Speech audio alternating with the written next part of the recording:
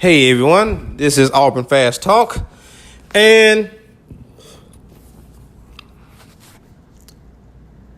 I have a little subject I want to talk about, and it's with most people in general.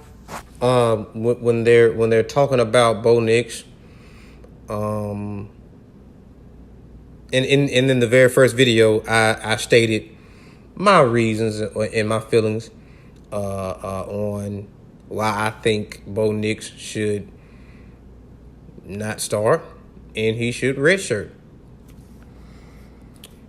And I finally came up with the perfect analogy for this. The reason why I think Bo Nix shouldn't be the starter is because we run the risk of having the same fashion of what Kyle Frazier did all over again. And here's why. For one reason, I've heard numerous amounts of people, I've seen numerous amounts of people post certain things about Bo Nix and about him being the starter and that he should be the starter or whatever. But they're basing it off of high school film. Now, don't get me wrong. It is a huge accomplishment to play the game in high school and have success at it, which the young guy did have success playing high school ball. He really did. And it's congrats to him for that. But it's also those same people, and even more, they're basing it off of what was shown in the spring game. Now, don't get me wrong. I think the spring games are okay. But here's a little information for you guys that don't know this. And this is not specifically for any position. This is just general. The spring game is nothing but a televised practice, which you can't tell a lot from a spring game. Based on that, you cannot tell a lot from a spring game. You can see certain glimpses, maybe, but you can't tell a lot. You can't tell a lot as far as what your defense is going to look like, what your offense is going to look like, what your special teams are going to look like. You can't really tell off a spring game because it's a televised practice. The quarterback still don't get hit. So my thing is, it's kind of weird to base it off of that. Base his performance in that spring game that, yes, he's ready to be out there amongst Division I defenses, let alone defenses in the SEC. That's a huge deal. That's a huge deal to throw on a guy that's still a kid. He's still a kid. He's really a true freshman. And that's a lot to put on him. So I just can't join the bandwagon of wanting him to start first day out. And I haven't seen him be composed and orchestrate and manage the offense amongst another SEC school. I haven't seen that. So that's why I say he should be redshirted and spend this fall continuing to learn the playbook. Get familiar with the speed of the game. Because the speed of the game is totally different versus high school to college. It's totally different. And even when I've made this statement, I've had several people say I was totally wrong. I've had several people say that I didn't know what I was talking about. I've never played the game and all this whatever. And I'm like, okay. I just left it at that. I mean, it's in the kind of a side note. We have to draw the line on being the fan base that's realistic, and we call things truthfully in how we see it, versus being juiced up all the time on false hope and on a false narrative.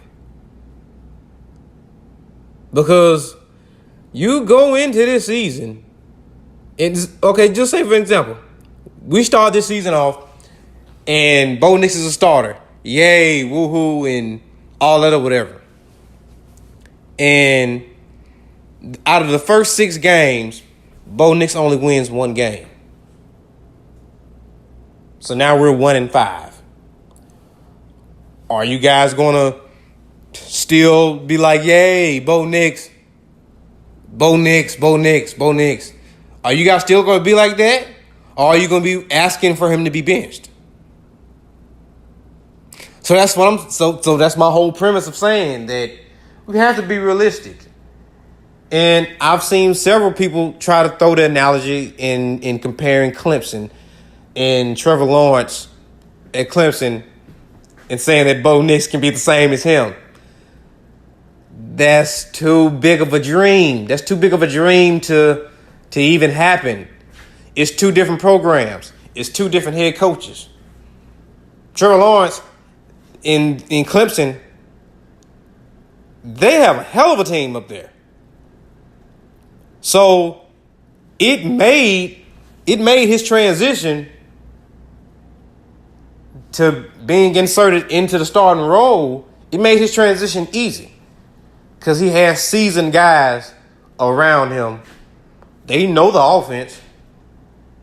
And they're going to help him protect him along the way. It's like, we got you, but take your time in take your time in leading us to the finish line. And that's exactly what he did. He led them all the way to a national championship. But it's because he had veteran guys. He had a veteran coach to coach him. And that's why I stated to a certain person that did say that, I was like, well, if that's the case, you might as well compare Dabo and Gus. Pretty much. You should pretty much just compare Dabo and Gus, which is totally not fair. Dabo just was, I think it was like last week, I think he had just got that extension for, was it like $98 million for 10 years. Let's look at the stats and see how he got that extension.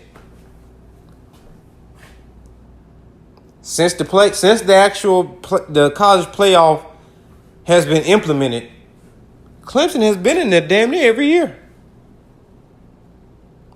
And has already won twice in the playoff. They're one of the top teams every year in the ACC.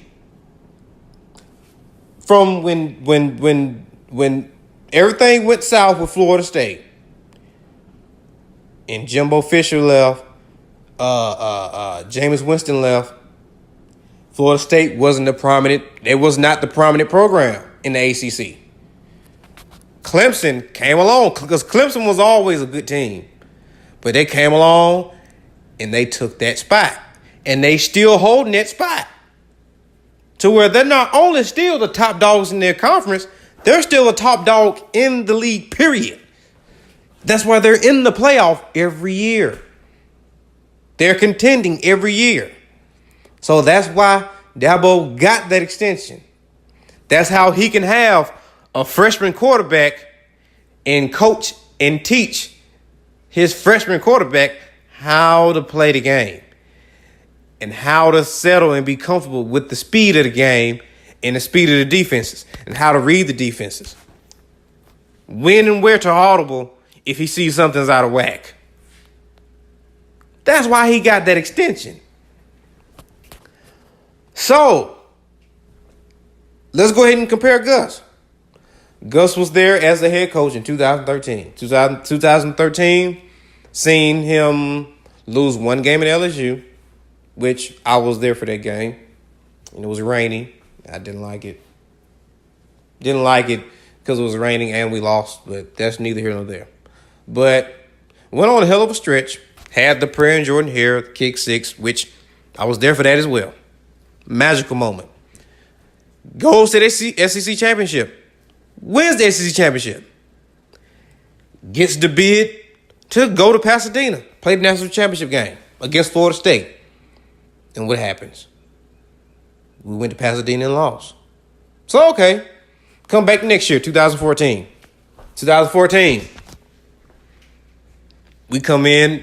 It's kind of like the chatter is around like, yeah, we're going to be coming back. And we have some unfinished business. We have something to prove. You know, we got to get some revenge. We go 8-5. We lose to Georgia and lose to Bama. And we go to the Outback Bowl. We did not make the playoff.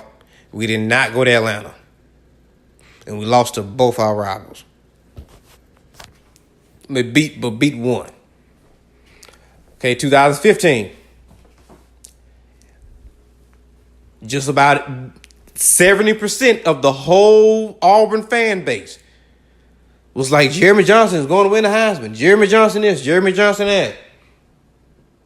Okay. After the third game, you guys was asking for him to get benched.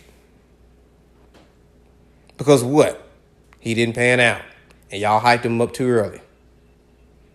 And on top of that, his playing style was not fit for Gus Malzahn offense. So what happens? We have to switch to Sean White. And what happens that year? We barely won enough games to make a bowl game. We lost to all three of our rivals. And we go to the Birmingham Bowl, which is, and for a nice majority of the Auburn fan base, stay in Birmingham. So they just had to literally just drive down the street, literally, to see their team play in a bowl game. But yes, true enough, we won a Birmingham Bowl. We won that. Yes, we did.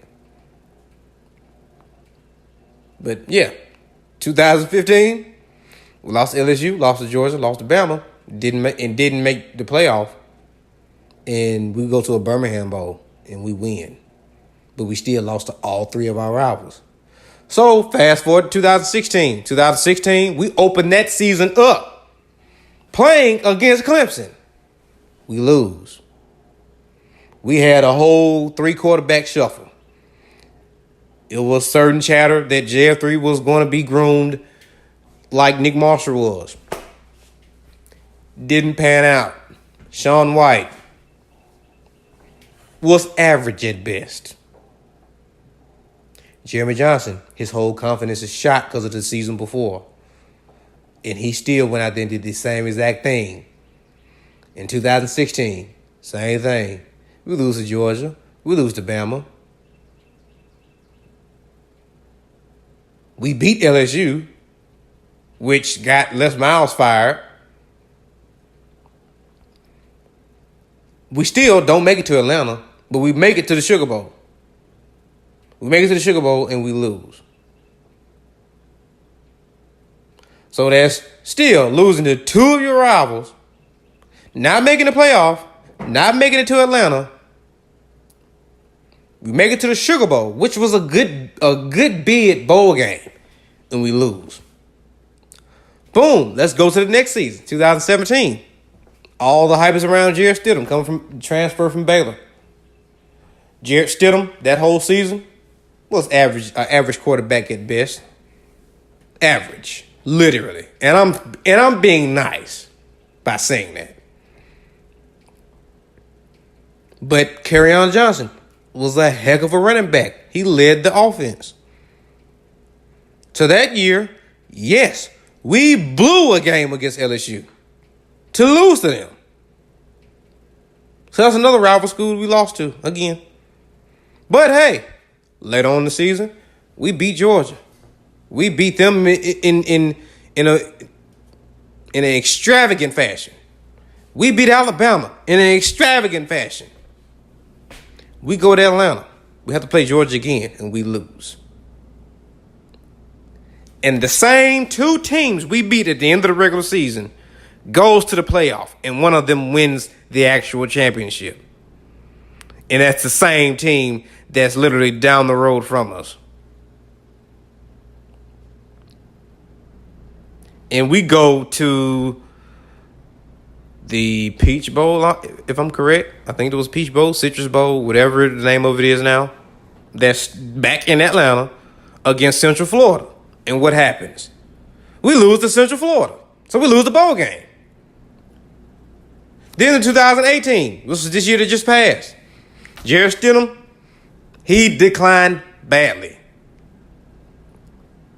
The running game wasn't working. Nothing really stuck to work that season. Again, we blew a game against LSU, and we lose to them at home. We lose to Georgia, and we lose to Bama again. Don't make it to Atlanta. We don't make the playoff, and we play in the Capital One Bowl or some bowl game against Purdue, and we win the bowl game. Granted. So, out of those 6-7 seasons being under Gus Malzahn, we've went to Atlanta twice and only won one.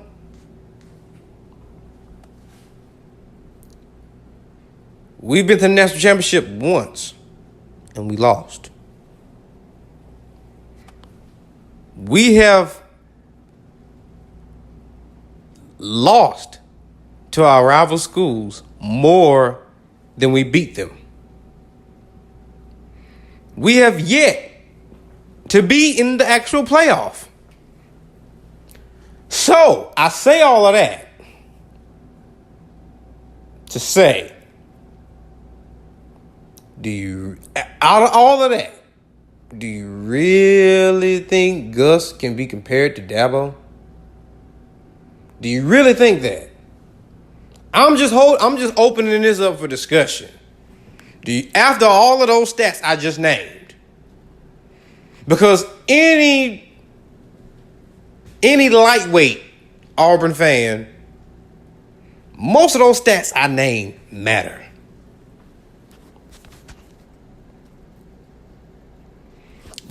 Forget whether or not we make it to the playoffs. Forget whether or not we make it to Atlanta.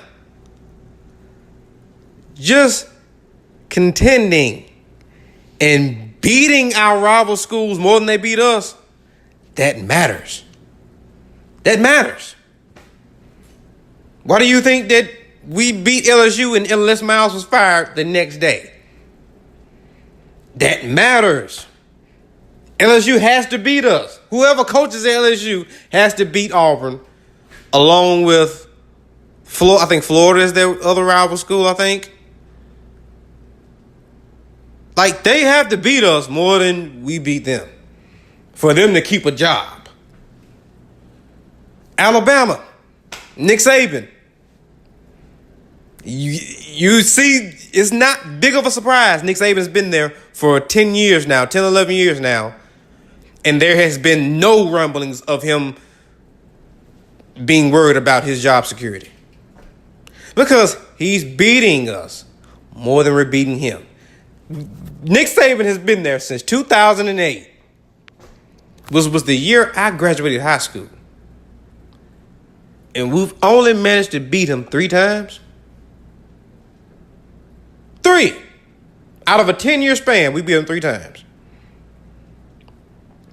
2010, 2013, 2017. So his job security is okay. He doesn't have a worry about that at all. Georgia, same thing. They have to beat us more than we beat them. That's why they have Kirby Smart there now. Kirby Smart is not going to have a word. And I'm saying this, and those are the rivals. I don't like them. But I'm being real and I'm stating the facts. I'm being honest and stating the facts on what is going on. The reason why Alabama and Georgia are the main SEC schools that are contending in the playoff is because they are kicking our asses on the field, and they're kicking our asses in any and everything else that involves money. Which in that case, yes, at Auburn, we do have money down there. Every school has money. But it's the things you do with that money to continue to build and progress with your program to where your program still keeps winning. That's still generating more money. But if your program is out there and then not winning, you're losing money. Nobody likes to lose money. And we, as Auburn, we are behind.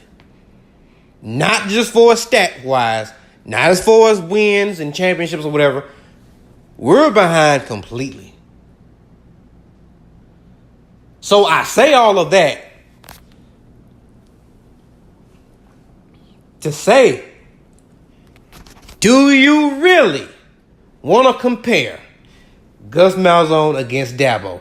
And the only reason I bring that up is because it's been person after person want to compare Bo Nix to Trevor Lawrence, which is unfair.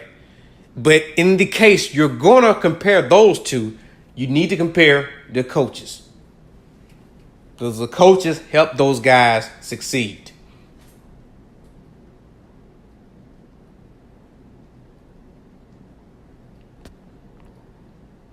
Now, am I Gus bashing?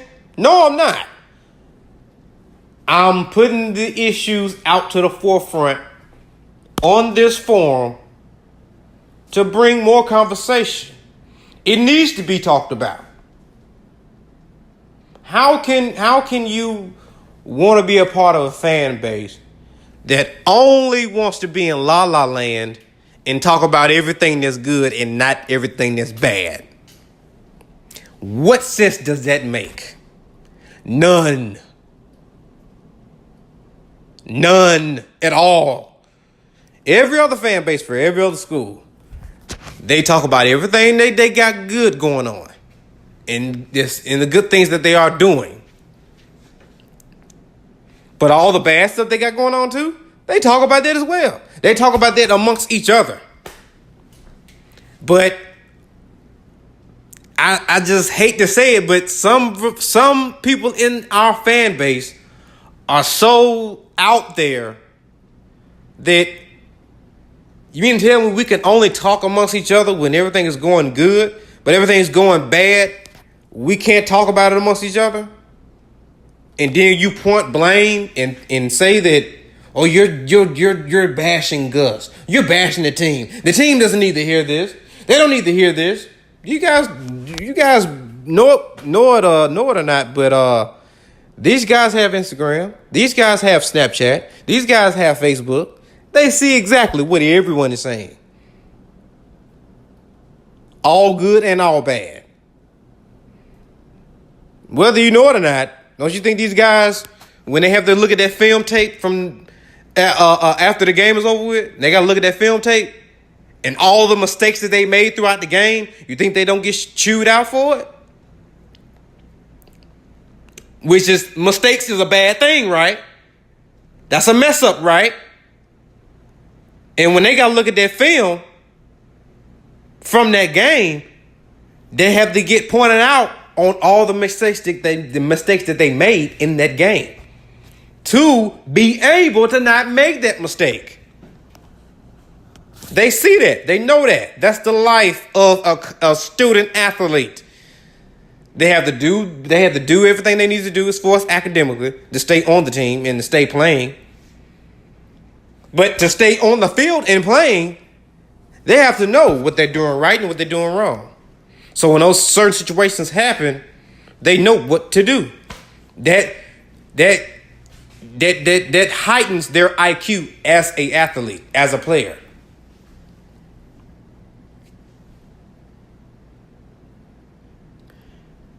I know this kind of turned into a rant. I know it did. This is supposed to be Auburn Fast Talk. This is supposed to be short and simple, but this is a discussion that has to be had. It has to be. Because for me and this channel, we're going to be honest. We're going to be truthful. And we're going to report the things that are going on. I'm going to report the things that are going on that people may not know about and people that they may know about, but they don't know all the details. I'm going to talk about it all. But I'm also going to be honest. So when there's good things going on, good things happening on the field, good things happening with the program, I'm going to talk about that. I'm going to highlight that, yes. But when there's bad things going on with the program, there's bad things going on the field, I'm going to talk about that as well because it needs to be discussed. I'm done ranting. I will be back with more content as far as the defense is concerned and as far as certain players I think we should keep an eye out for that I think may have a good season this coming season. But all in all, I'll be back with more content. I'm done ranting. Talk to you guys later. Auburn Fast Talk. War Eagle.